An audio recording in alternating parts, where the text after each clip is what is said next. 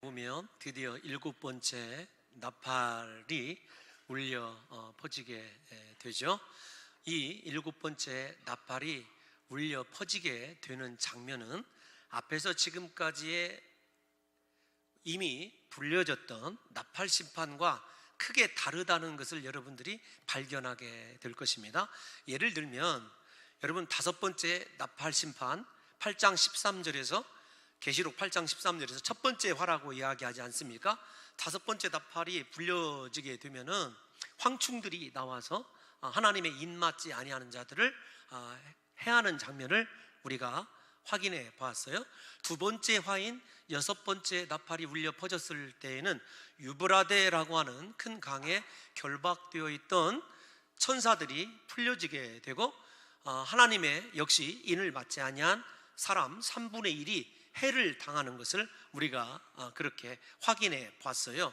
그렇게 2번째 화인 6번째 나팔 심판까지가 끝이 나고 7번째 나팔 심판이 이르기까지 10장과 11장의 일종의 하나님께서 그 세상을 심판해 나가시는 하나님의 거룩한 의도와 방법을 제시해 주는 삽입 계시가 존재하고 있었어요. 그래서 우리가 지난 시간까지 삽입 계시를 바라보면서 하나님의 교회 공동체가 마지막 심판 이전에 어떻게 해야 되는가, 2 증인, 2 감람나무, 2 촛대, 2 선지자 모두가 다 둘이라고 하는 숫자를 통해서 전부 다 교회 공동체를 상징한다, 여러분들에게 이렇게 말씀을 드렸습니다. 그 말씀 가운데서 2 증인이나 혹은 촛대들을 해석할 때 사람 개인으로 해석하는 사람들은 전부가 다 이단이다, 여러분들에게 이렇게 말씀을 드렸어요. 그런 가운데서 삽입 계시의 핵심이 어떤 거였냐면은 10장에서 이 하나님의 거룩한 천사가 사도 요한에게 작은 펼쳐있는 두루마리를 받아 먹으라고 말씀하였고, 받아 먹었을 뿐만 아니라 받아 먹게 되었을 때 일어나는 현상, 입에서는 꿀같이 달 것이지만 배에서는 쓰게 되리라 라고 하는 현상까지도 자세히 말해주고, 또 실제적으로 그렇게 사도 요한이 두루마리를 받아 먹었을 때 그런 현상이 일어나게 됩니다. 그리고 나서 주님이 뭐라고 말씀하셨냐면 마지막에 10장의 첫 번째 이 삽입 계시에서 그 말씀을 많은 백성, 나라, 족속, 방언, 임금들에게 예언하라, 다시 예언하여야 하리라 라고 하는 명령을 주셨어요. 그 예언을 받은 사람들이 2 증인인 교회 공동체였어요. 교회 공동체가 하나님의 말씀대로 그렇게 복음을 선포하게 되었을 때 결과는 어떤 것이었는지 우리가 잘 알고 있지 않습니까? 2 증인이 죽임을 당하게 됩니다. 무적행에서 올라온 짐승 때문에 교회가 해를 입게 되고, 앞에서 얘기한 대로 이방인들에 의해서 42달 동안 짓밟힘 당하는 그 고난이 시작이 되어서 그들이 죽게 되고, 그들의 시체가 큰 성인 예루살렘 성 그 길가에 놓여지게 돼서 사흘 반 동안 장례를 치르지 못하게 되고, 또 장례를 치르지 못하도록 사탄을 추종하는 사람들이 그렇게 주장을 하게 되죠.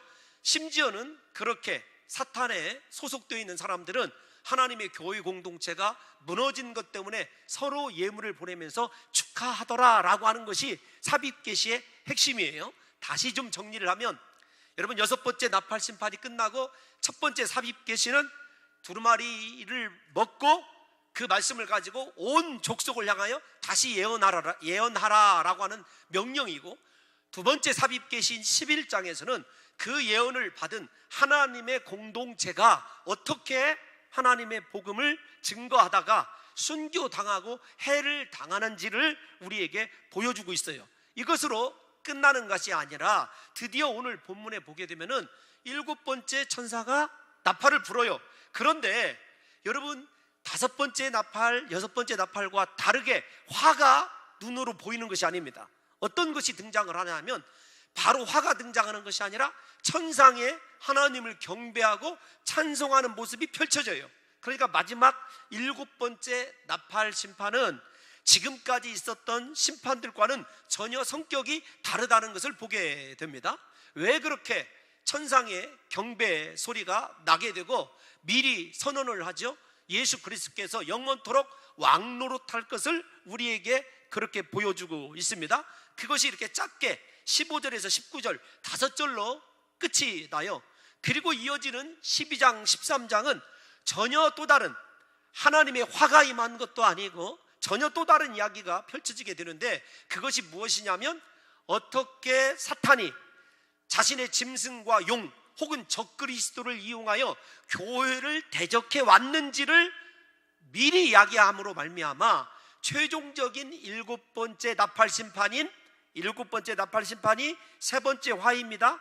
어려워도 잘 들으셔야 됩니다. 그래야 이단을 구분할 수 있어요. 세 번째 화이고 일곱 번째 나팔이 곧 일곱 대접 심판으로 이어지게 되는데, 곧바로 대접 심판이 나타나는 게 아니에요. 세 번째 화가 나타나는 것이 아닙니다. 천상의 예배 후에 12장 13장에 보면 교회와 성도들을 대적하는 사탄의 모습이 등장해요. 하나님을 대적하는 모습이 등장한단 말이에요. 왜 그렇게 일곱 대접 심판 이전에 사탄이 교회와 하나님의 성도를 대적하는 모습을 2장에 걸쳐서 보여주냐면, 하나님께서 이 세상을 심판해야 될 정당성이 어디에서 나오는지를 보여주기 위해서 그래요. 그러니까 하나님이 이 세상을 심판하시는 것이, 사탄을 심판하시는 것이 옳다라고 하는 것을 보여주는 거거든요. 그리고 이어지는 14장 15장을 보게 되면은 여러분, 곧바로 사탄을 심판해야 되는 정당성을 얘기하신 주님께서 심판을 행하지 아니하시고 또다시 천상의 모습을 보여줘요. 하나님의 입맞은 14만 4천이 어떻게 하나님을 경배하고 하나님께서 최후 심판을 예비하시는지를 14장에서 보여주고, 15장에서는 여러분 무엇을 보여주냐면, 이제 일곱 대접을 가진 천사들이 마지막 16장에서부터 18장까지 대접 심판을 부으려고 준비하는 예비 과정이 소개되고 있습니다. 제가 여러분들에게 요한계시록을 강의하면서, 여러분 요한계시록이 올 한 해 끝나는데, 올 한 해 끝납니다. 지금 정확하게 어디에 와 있냐면 딱 반절에 와 있어요. 여러분 숫자적으로도 생각을 해보십시다. 요한계시록이 여러분들이 10번 정도 꼭 읽으셔야 되는데, 지금 22장으로 이루어져 있어요. 11장 마지막 5절이 전혀 화 같지 않은 화가 열려져 있는 것을 보게 돼요. 그런데 그 화는 다른 것이 아니라 하나님을 경배하는 모습이라고 얘기했습니다. 앞에도 2번의 삽입 계시가 있고, 그 뒤 이어지는 4장은 하나님께서 왜 대접 심판을 행해야 되는지를 정당하게 밝혀주는 장면으로 구성되어 있다고 그렇게 말씀을 드렸습니다. 그러면 우리가 생각할 때 왜 이렇게 하나님께서 정확하게 말씀을 드리면 대접 심판을 곧바로 행하지 아니하고 그렇게 자신의 심판의 과정, 교회가 핍박당하는 이에 하늘의 모습을 미리 보여주냐면, 교회 때문에 그래요. 지금 땅에서 핍박받고 있는 교인들에게 일곱 대접 심판이 임해도 하나님 나라에서 이루어지게 될 이 천상의 예배를 바라보면서 어떤 고난 가운데서도 믿음을 잃지 않고 신앙을 잃지 않고 끝까지 하나님의 말씀을 붙들고 승리하라고 하는 그 맛보기의 결론을 미리 보여주는 것이거든요. 그런데 여러분, 우리가 읽은 15절에서 19절의 말씀을 생각하실 때 눈여겨보셔야 될 것이 있어요. 왜 일곱째 나팔이 울려 퍼졌을 때 천상의 예배가 먼저 등장하냐면, 계시록 10장 7절에 있는 말씀 때문에 그렇습니다. 우리 다 같이 한번 읽어볼까요? 여러분 조금만 하시면 딱딱한 부분 지나갑니다. 시작. 일곱째 천사가 소리내는 날 그의 나팔을 불려고 할 때 하나님이 그의 종 선지자들에게 전하신 복음과 같이 하나님의 그 비밀이 이루어지리라 하더라. 아멘. 하나님의 비밀이 이루어져요. 선지자들이 전한 복음과 같이, 그러니까 말씀대로 모든 것이 이루어지는데, 복음이 뭐냐? 선지자들이 여러분 전한 복음이 뭐냐면 예수 그리스도의 이 땅에 오심입니다. 그리고 십자가에서 죄를 사하시고 사탄을 멸하시고 승리하시고 승천하셔서 하나님 보좌에 앉아 계신 거예요. 사탄이 예수 그리스도께서 십자가에 죽으신 것을 생각할 때 그들이 이긴 것으로 생각했는데, 정작은 그들이 패한 것이고, 그렇게 십자가에서 죽으신 예수 그리스도께서 오늘 본문을 보게 되면 왕으로 등극하시어 영원토록 왕노릇하시는 그 비밀이 드디어 이루어진 거예요. 그러니까 오늘 15절에서 19절은 하나님의 비밀이 성취될 것을 미리 성도들에게 보여주는 거예요. 그 하나님이 심판이 끝나면 이렇게 하나님의 나라가 이루어질 것이라고 하는 것을 미리 결론을 보여줌으로 말미암아 7 대접 심판 가운데서도 성도들이 끝까지 하나님의 말씀 붙들고 하나님의 언약 안에서 승리할 것을 그렇게 촉구하고 있는 것이고, 그 다음에 하나님은 심판 준비를 차근차근 진행해 나가시고 16장에서부터 18장까지 드디어 7 대접 심판을 끝을 내므로 말미암아 그리스도께서 다시 오시는 구조로 그렇게 이루어져 있습니다. 여러분, 너무 힘들죠? 힘들어도 제가 설명할 수 있는 제 능력이 여기까지입니다.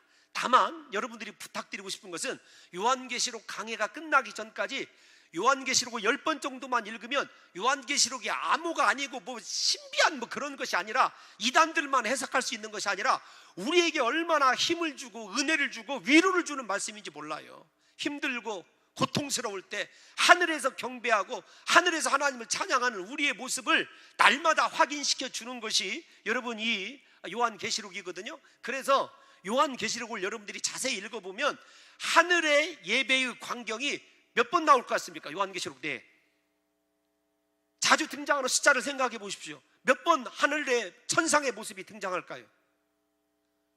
힌트를 드리겠습니다. 7 교회 계시, 7 인나팔, 7 인심판, 7 나팔 심판, 7 대접 심판. 몇 개일 것 같아요? 몇 번 나타날 것 같아요? 우리 교회는요, 제가 이렇게 어렵게 설교해도 다 충분히 알아들을 수 있는 능력을 가지고 있는 성도들이라 제가 그게 너무 감사해요. 목사는 부족한데 우리 성도들만큼은 탁월하거든요. 7번이에요. 하늘의 모습이 나타나요. 그 중심에 지금 천상의 예배가 22장 반절을 딱 나눠보면 어디죠? 11장이에요. 11장 끝 마지막 구절이 그래서 대역사의 전환을 이루고 하나님께서 승리를 선언해 놓으시고 왕노릇 하시는 그리스도를 확증시켜 놓고 그 나머지 심판을 행하시는 것을 보게 되면, 여러분 우리도 마찬가지입니다. 이 세상 살아갈 때 여러분들의 고난 끝이 나지 않을 것 같죠? 그 고난 앞에서 여러분 우리가 정말로 패배하고 낙심할 것 같죠? 아닙니다.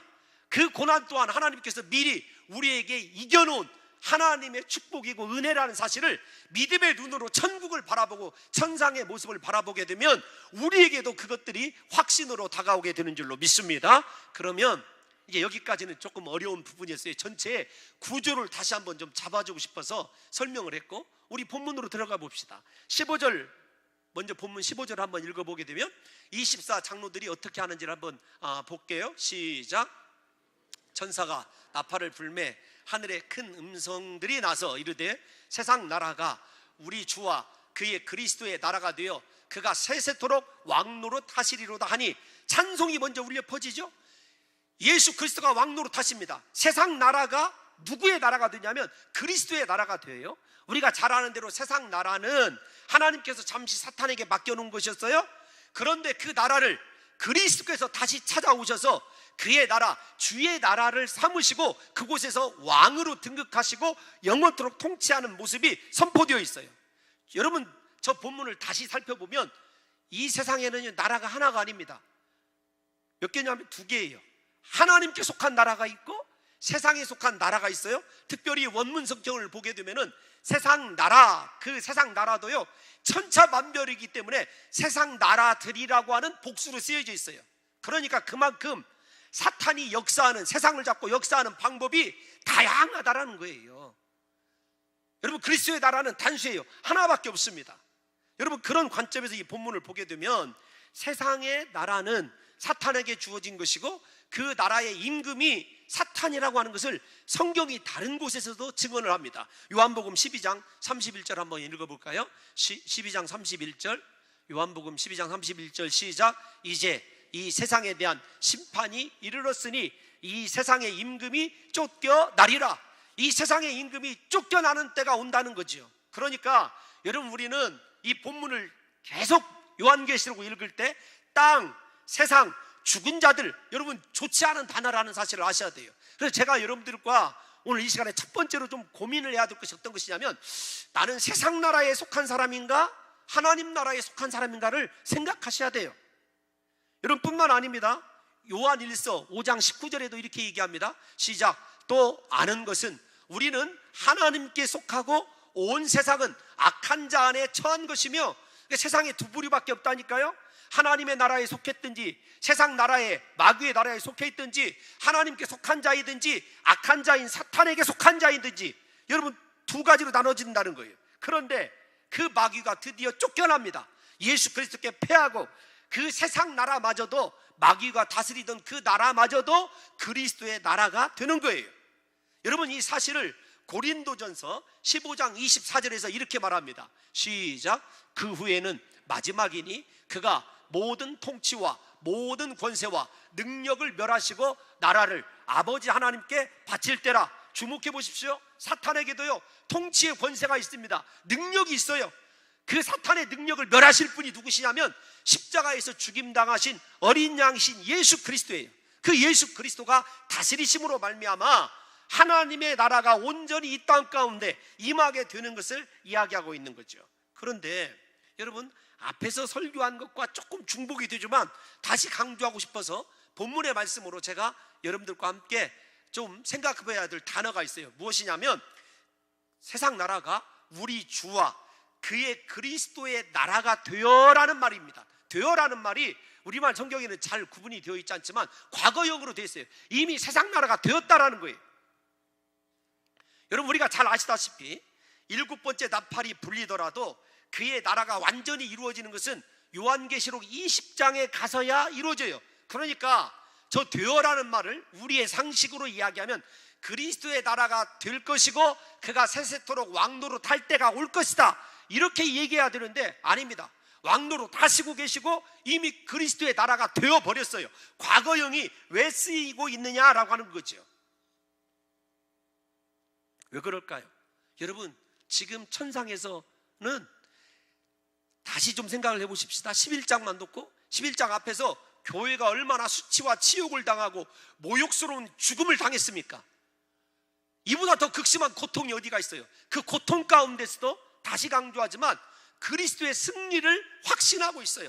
하나님의 나라가 임하고 있다는 것을 확실히 두 눈으로 보고 있다는 것이죠. 그러니까 그것은 미리 여러분 우리 속에 이루어진 완전한 하나님 나라에 대한 확신 때문에 과거형으로 사용하고 있는 것이거든요. 여러분 다시 강조하고 싶습니다. 이렇게 주의 나라가 되어 확신함으로 과거형을 사용하고 있는 이들 안에는, 이 찬송 안에는 하나님의 나라가 기필코 승리하고 이루어질 것임에 대한 분명한 여러분 믿음이고 확신이고 그것 때문에 미리 또 24 장로도 감사의 찬송을 올리는 것이거든요. 사랑하는 성도 여러분들과 제가 생각해 봐야 될 것이 바로 그런 겁니다. 마귀가 이 세상 나라를 다스리고 있었던 때에 이미 주의 나라는 오고 있었던 거예요. 아니 임하여 있던 것입니다. 그러므로 박해받고 있고 핍박받고 있는 교회는 그들을 향하여 오고 있는 주의 나라를 바라보고 인내해야 돼요. 무슨 말이냐면 지금 당하고 있는 환난과 핍박을 바라보는 것이 아니라 환난과 핍박 가운데에서도 이미 이루어진 하나님의 다스림, 그리스도의 왕됨을 생각해야 된다는 거죠. 여러분 우리가 잘 아는 요한복음 14장에 보게 되면은, 아니 16장에 보게 되면은, 죄송합니다 16장이에요. 주님이 제자들에게 마지막 남기신 말씀이 무엇인 줄 아십니까? 너희가 세상에서 형통하고 잘되고 너희가 정말로 존경받으리라. 아닙니다. 너희가 세상에서 환난을 당할 것이다. 여러분 이거예요. 그런데 주님이 제자들에게 남겨져 있는 것이 환난인데 뭐라고 말씀하시냐면 이렇게 말씀하셔요. 너희가 세상에서 환난을 당하나 두려워하지 말라, 염려하지 말라. 내가 세상을 이기었노라. 주님이 세상을 이미 이기신 가운데서 환난이 오는 거예요. 환난이 오음을 통해서 오히려 주님의 이기심이 이 세상 가운데 드러나게 되는 거죠. 그러므로 사랑하는 성도 여러분들과 제가 생각해야 될 것이 어떤 것이냐면 말로 할 수 없는 고난과 역경이 우리에게 처해 있어도 여러분 우리가 더 이상 아무런 소망이 없는 인생처럼 살아서는 안 됩니다. 우리가 하나님의 자녀이고 하나님께 속한 자라고 한다면 분명히 그 고난 속에는 하나님의 이기심, 하나님의 왕노릇하심, 다스리시는 하나님이 계시기 때문에 여러분 우리는 이미 그 고난을 내 힘이 아니라 내가 믿는 구주 예수 그리스도의 이름으로 이겨놓은 자들이라는 사실을 믿으시고 끝까지 승리하시기를 예수님의 이름으로 축원합니다. 그러니까 지금 이 내용을 다시 한번 검토를 해보면 소아시아의 7교회가 얼마나 고난을 받고 있었습니까? 우상을 숭배하지 않으면 시장에서 먹을 것조차 살 수가 없었어요. 우리가 잘 아는 대로 심지어 안디바 같은 충성된 종은 죽임을 받기도 했습니다. 여러분 물건을 만들 수도 없었고 살 수도 없었어요. 그렇게 박해받고 있는 이 초대교회 성도들에게 하늘의 경배를 보여주면서 이미 그리스도가 왕노릇하고 이기고 계시니까 조금만 더 인내하라는 거죠. 우리에게 오늘날 필요한 것이 바로 무엇이냐면 세상 유혹과 핍박이 아무리 우리를 힘들게 하여도 세상 나라에 속한 자 되어서 세상을 따라갈 것이 아니라 고통스럽고 고난스러워도 말씀 붙들고 하나님 끝까지 쫓아가야 될 믿음의 사람으로 서야 될 이유가 여기에 있는 거죠.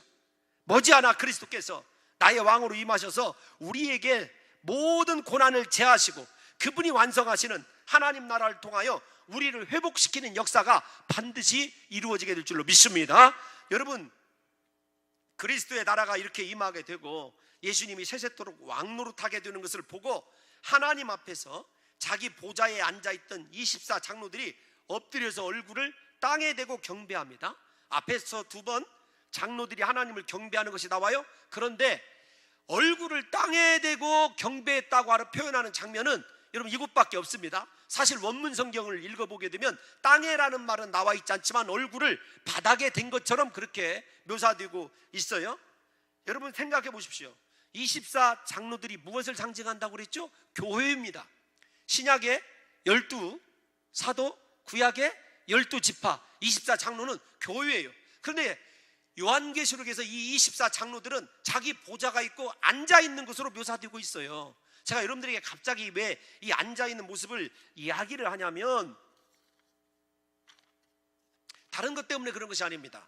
앉아있다라고 하는 말은 요한계시록 내에서 그들의 사명이 끝나고, 아니 정확히 얘기하면 사명을 훌륭하게 다 완수하고 있는 자들에게 주시는, 주님이 주시는 쉼과 안식의 표예요. 하늘의 상급이 뭐냐면 쉼과 안식입니다. 주님이 뭐라고 말씀하시죠? 수고하고 무거운 짐진 자들아 다 내게로 오라, 내가 너희를 쉬게 하리라. 그러니까 그 쉬게 하고 있는 주님의 그 장면이 앉아있다라고 하는 장면이죠. 그러니까 성경 요한계시록에서 앉아있다, 그 사람 어떤 사람이냐면 이 땅 가운데서 살아있을 때 하나님이 주신 사명을 완벽하게 감당한 사람들이 보좌에 앉아서 하나님을 찬송하고 하나님을 경배하는 거예요. 그런데 반대로 좀 여러분들에게 쓸데없는 것이지만 도움을 주기 위해서 말씀을 드리자면 천사는 한 번도 앉아있는 모습으로 나타나잖아요. 왜냐하면 그들의 사명이 계속되어야 되기 때문에, 계속되고 있기 때문에 그렇습니다. 그래서 사랑하는 성도 여러분들과 제가 이 교회의 대표인 24 장로를 바라보면서 한 가지 분명히 여기서 짚고 넘어가야 될 것이 있어요. 주님 오시는 그날 마지막 심판의 나팔이 울려 퍼지기 전까지 나는 과연 죽도록 충성하는 자인지를 생각해 봐야 돼요. 정말로 생명 내걸고 하나님이 내게 맡겨주신 사명을 위하여 달려가는 성도인지를 알아야 됩니다. 그러니까 하나님 앞에서 보좌에 앉아 하나님을 경배할 수 있는 사람은 아무나가 아니에요. 그냥 주일날 한번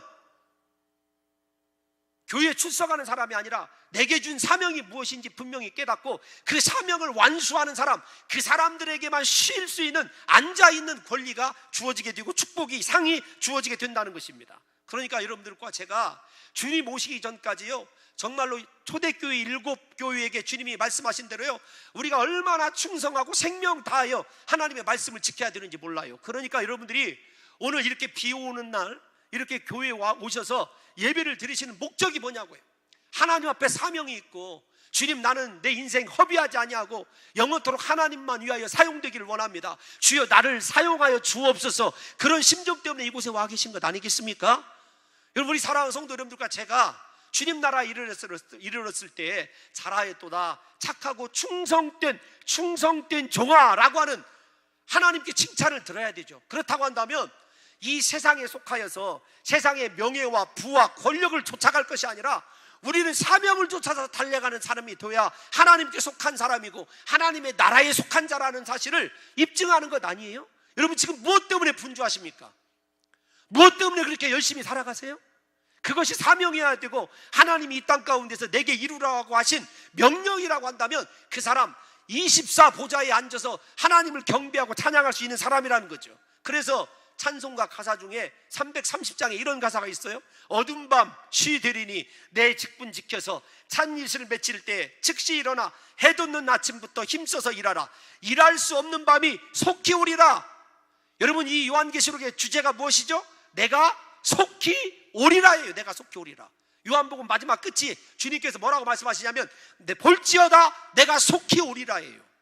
그 주님이 속히 오리라는 말씀을 믿고 살아간다면, 여러분 정말로 내가 세상 나라의 사탄에게 속한 자가 아니라고 한다면 하나님 앞에서 얼마나 충성하고 헌신해야 되는지를 여러분 다시 생각해야 돼요. 나는 정말로 하나님이 마련한 보좌에 앉을 만큼 죽도록 충성하고 있는 사람인지를 생각해 보셔서 여러분 하나님께로 돌이키십시오. 여러분의 사명을 발견하십시오. 그리고 그 사명을 위하여 생명 다하여 충성하는 귀한 성도들이 되시기를 예수님의 이름으로 축원합니다. 그리고 이 24장로들의 찬송의 시작이 감사하옵나니 아닙니까? 여러분 어디를 보시냐면은 다 같이 17절 한번 읽어보겠습니다. 17절 본문 17절이에요. 시작. 이르되 감사하옵나니. 잠깐만요, 앞에서 얘기했어요. 얼마나 많은 고통과 고난이 교회에게 밀어 닥쳤는지 몰라요. 그런데도 불구하고 장로들은 왕이신 예수 그리스도 때문에 감사하는 것을 보게 돼요. 여러분 왜 감사를 드릴까요? 모든 것을 하나님이 이기시고 이루실 것을 확신하기 때문에 지금 눈앞에는 처참한 현실이 펼쳐지지만 하나님에 대한 믿음이 흔들리지 않는 거예요. 지금 24장로들이 하나님에 대한 믿음을 고백하는 거 보십시오. 미리 지금도 옛적도 계셨고 지금도 계신 주 하나님 곧 전능하신 이여 큰 권능을 잡으시고 왕노릇 하시도다. 지금의 상황은요, 저 고백이 도저히 나올 수가 없어요. 우리 인생의 위기 당하면은요, 하나님 기억하는 사람이 몇 명이나 있습니까?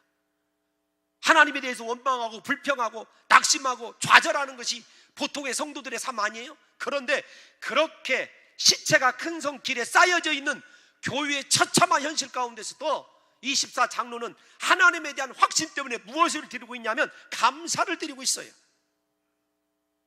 다시 말씀드리지만 모든 것을 하나님이 이루실 것을 확신하기 때문에 그랬죠. 성경 시편을 보면 가장 많이 나오는 명령이 뭐죠? 여호와께 감사하라. 그는 선하시고 인자하심이 영원하심이로다. 여러분 특별히 여호와께 감사하라고 하는 명령을 가장 많이 사용한 사람이 누군지 아십니까? 다윗입니다. 다윗은 그의 인생의 대적에게 쫓기고 전쟁터에서 목숨을 잃을 만한 위기 때 늘 먼저 하나님께 감사했어요. 여러분 우리가 잘 아는 대로 다니엘 생각해 보십시오. 풀무불에 던져질 것을 알면서도 그가 하나님께 드린 기도는요 한 가지였어요. 감사의 기도였습니다. 여러분 인생의 위기 앞에서 하나님의 살아계심, 나의 주되심을 확신하고 그분의 전능하심을 확신하고 하나님 앞에 감사하는 성도가 여러분 진정한 말세를 살아가는 성도라는 사실이에요. 그러면 우리가 이 말씀만 그러느냐? 잘하는 말씀 있지 않습니까? 사도 바울이 여러분 데살로니가 교인들에게 요구한 명령이 뭐죠? 범사에 감사하라. 이는 그리스도 예수 안에서 너희를 향하신 하나님의 뜻이니라.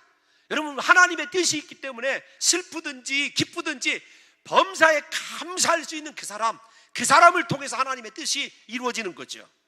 24장로들이 감사로 찬송하는 내용은 크게 세 가지입니다. 첫째, 앞에서 말씀드린 대로 옛적부터 계시고 지금도 계세요. 그러니까 영원하신 하나님이에요. 여러분 24장로들이 찬송하는 것 영원하신 하나님입니다. 이 세상 것은요 잠시예요. 고통도 잠시고 여러분 기쁨도 잠시입니다. 그러나 이것들은 아침에 잠깐 보이다가 없어지는 안개와 같은 것들이지만 하나님의 영광은 영원한 줄로 믿습니다. 그러니까 지금 이 고난받고 있는 초대교인들에게 강조하는 것이 무엇이냐면 영원하신 하나님, 그 하나님 안으로 들어가라는 거예요. 얘야 너의 고통, 너의 그 슬픔 잠시란다. 그거 잠시면 지나간다. 영원한 하나님이 너를 기다리고 있다. 그 영원 속에서 네가 나와 함께 아름답게 교제하자. 하나님의 그 영원한 시간으로 우리가 예약되어 있고 초대되어 있는 사람들이기 때문에 지금의 고통 앞에서 좌절하지 마시고 지금의 형통 앞에서 교만하지 마시기를 예수님의 이름으로 축원합니다. 제가 여러분들에게 말씀드린 대로 이 또한 지나가는 것들이에요. 다 지나가는 것들이에요. 그러나 하나님은 옛적부터 계시고 지금도 계시고 앞으로도 영원하실 하나님이라는 거죠. 그 영원하신 하나님 앞에서 생각해 보십시오. 이 인생 살면 얼마나 산다고 그렇게 다투고 싸우고 미워하고 분쟁하며 살아가는지를 한번 생각해 보자고요. 여러분 우리 영원하신 하나님을 기억하면은요 용서할 수 있는 힘이 생겨요. 아 이거 아무것도 아니구나. 영원하신 하나님을 생각하면은요 이 세상 것 사랑하지 않아도 돼요. 뿐만 아니라 24장로들은 하나님을 주 하나님이라고 고백해요. 주 하나님. 왜냐하면 이 세상의 모든 것들이 다 하나님의 소유이기 때문에 그렇죠. 시편 24편 1절 한번 읽어볼까요? 시작. 땅과 거기에 충만한 것과 세계와 그 가운데 사는 자들은 다 여호와의 것이로다. 사랑하는 성도들, 우리가 하나님의 것인 줄로 믿습니다. 하나님이 우리를 책임져 주실 줄로 믿습니다.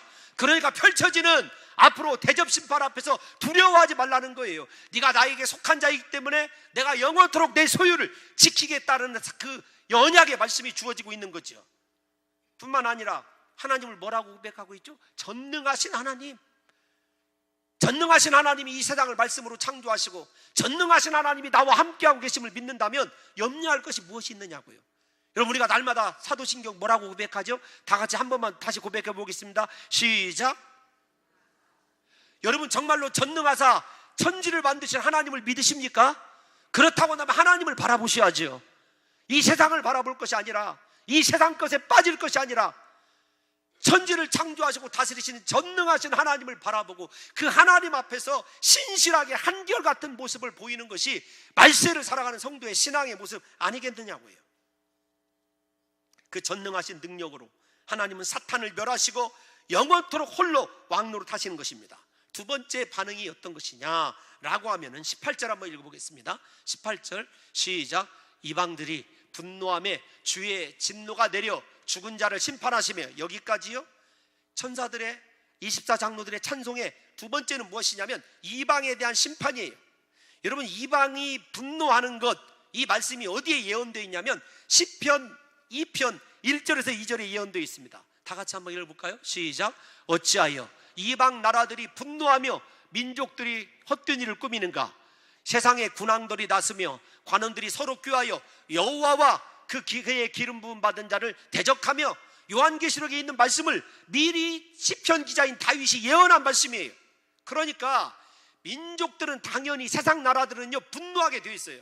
그런데 오늘 성경에 보게 되면 분노가 어떻게 일곱 대접 심판 가운데서 세상 나라에 속한 사람들에게 나타나느냐를 확인해 보면 두 가지.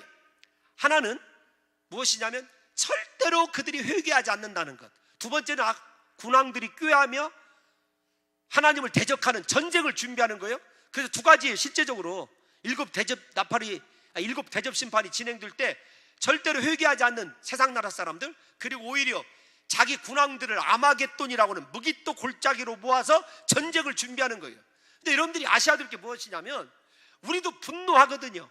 왜 분노하냐면 하나님의 뜻을 인정하지 못하기 때문에 분노하는 거예요.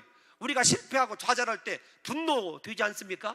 심지어는 여러분, 분노가 어느 때도 나오냐면은 9회 말에 기아가 이기고 있다가 마지막에 석점 줘서 점수 이렇게 빼앗기고 패전할 때, 그때도 분노 나거든요. 그런 것뿐만 아닙니다. 내가 좋아하는 일이 안 되었을 때, 우리에게 예기치 않은 고난이 찾아왔을 때 여러분 어떻게 해야 되죠? 화가 나요. 왜 나에게 이런 일이 있느냐고. 그런데 여러분, 그 분노의 시작이 누구냐면 가인입니다. 가인이 하나님께 분노하고 그 분노가 살인으로 이어진 것, 그리고 나중에 또 하나님께 분노한 것 다 무엇이냐면, 성경에서 나타나는 분노는 하나님의 통치를 벗어나려고 하는 행위이자 나는 당신의 통치를 거절한다고 하는 표시예요. 그러니까 성경에서 분노만큼 무서운 죄도 없어요. 그 분노가, 다시요, 분노가 무엇이라고요? 하나님이 모든 일을 다 행하실 거 아니에요. 우리의 머리카락 하나까지도 그분의 허락 없이는 떨어지지 않는데, 우리에게 주어진 일이 지금 고난이고 역경이라 할지라도 그거 누가 주관하고 계셔요? 누가 주관하고 계셔요? 그러면 어떻게 해야 돼요? 화내고 낙심해야 됩니까? 분노해야 됩니까? 아니면 감사함으로 수용해야 됩니까? 이 또한 하나님이 행하셨으니 인정하는 것, 그것이 하나님을 높여드리는 거죠. 근데 우리는 분노해요. 그 분노하는 대표적인 표징이 뭐냐면 회개하기를 거절하는 거예요. 우리 계시록 16장 8절에서 여러분 11절까지인데 우리 길지만 한번 읽어보겠습니다. 시작. 그 대접을 해 소돔의 해가 권세를,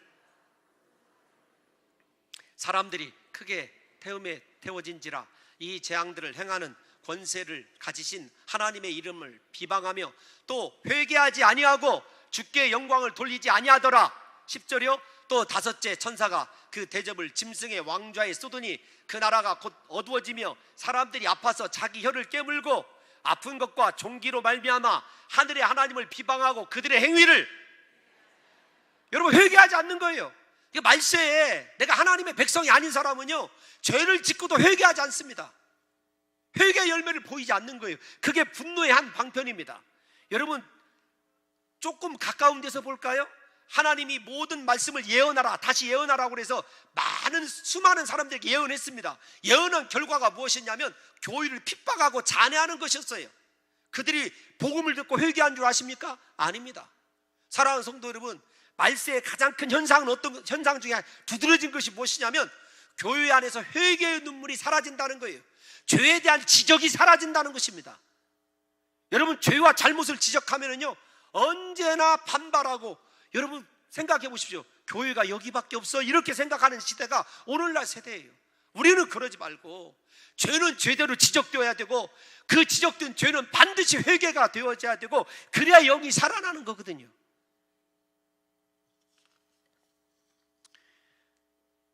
그 다음에 이 분노가 전쟁으로 이어진다는 건 앞에서 말씀을 드렸습니다. 마지막 세 번째, 주의 이름을 경유하는 자는 다 왔습니다. 이제 여러분 어디를 읽으시냐면 18절 다시 후반절을 읽겠습니다.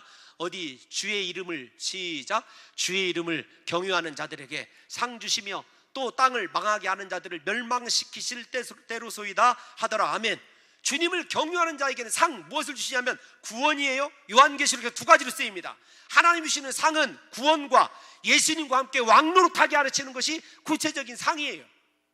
그러니까 우리가 이 땅 가운데서 세상에서 많은 것을 누리고 소유하는 것이 중요한 것이 아니라 진짜 하나님을 두려워하고 경유하고 있는지가 중요한 거예요. 여러분 정말 하나님을 경유하고 계세요? 하나님 앞에 진정한 예배를 드리고 계시느냐고요.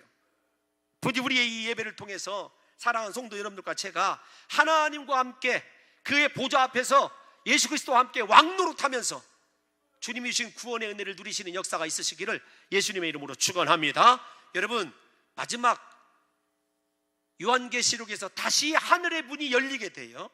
여러분 하늘의 문이 열리게 되는데 무엇이 보이게 되냐면 언약궤가 보이게 됩니다.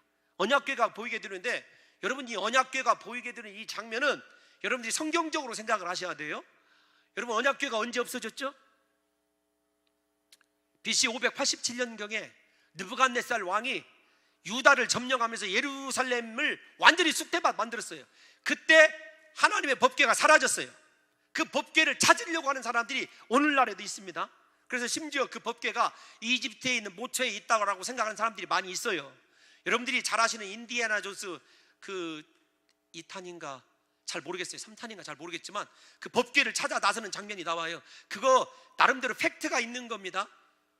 그런데 여러분 이 법궤를 숨긴 사람이 누구냐면 제가 자신 있게 말씀드린 이유는 제가 사료를 가지고 있기 때문에 그래요.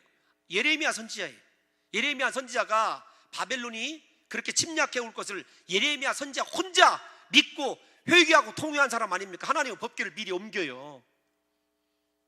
이스라엘 백성들이 그때부터 무엇을 기다리냐면 법궤가 하나님의 임재의 상징이기 때문에 법궤가 다시 보이는 날 하나님의 임재가 이 땅에 다시 이루어지고 그 하나님의 임재가 법궤가 아니라 자기들 사람들에게 임재하게 됐을 때 그때가 하나님의 나라가 이루어진다고 하는 언약궤는 바벨론 침략 이후에 이스라엘 백성들에게 종말을 상징하는 하나님의 구원의 가장 강력한 수단이자 도구였어요. 제가 여러분들에게 예레미야가 숨겼다라고 하는 근거가 어디 나오냐면 제가 수요 예배 때나 금요 철야 예배 때 우리 부목사님들이 설교할 때 들고 다니는 제 성경이 있어요. NRSV에 보게 되면 의경이 가운데 있습니다.